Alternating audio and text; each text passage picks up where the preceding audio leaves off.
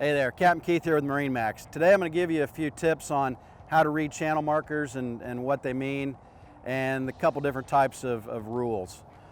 First off, you're going to notice the red marker here is a triangle with an even number in it. The green's going to be square with an odd number in it. Many of you may have heard red right return. Well, what does that really mean?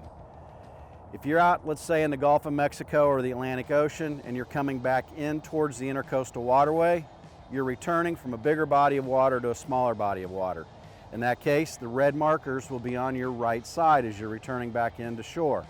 If you're going into a marina, you're pulling off the Intracoastal waterway and you're going back to a marina, once again, big to small, red's on the right returning.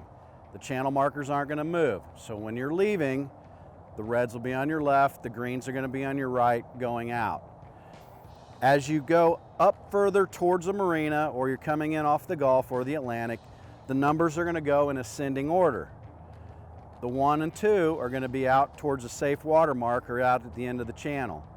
It might be 45, 46, 47, 48, depending on how far up a channel you're going. Vice versa, when you're going out, once you get out to number 1 and number 2, you know you're out at the end. Then you go, okay, so now I'm into the Intracoastal waterway. Now which side do I keep my reds on? Which side do I keep my greens on? It's very simple. There will be a yellow triangle above the number or a yellow square above the number. These are your Intracoastal waterway symbols. You want to keep these triangles, the yellow triangles, to the continental land, USA land side. So if you're in New England and you're going down to Key West and there was an imaginary Intracoastal waterway that ran that whole way, these yellow triangles are going to be on the right-hand side, on the starboard side of your boat as you're heading down the coast. You make it to Key West, now you're turning up, you're coming up the Gulf and you're going around to Texas. These yellow triangles are still going to be on your starboard side. USA is on your right, the Gulf of Mexico is on your left.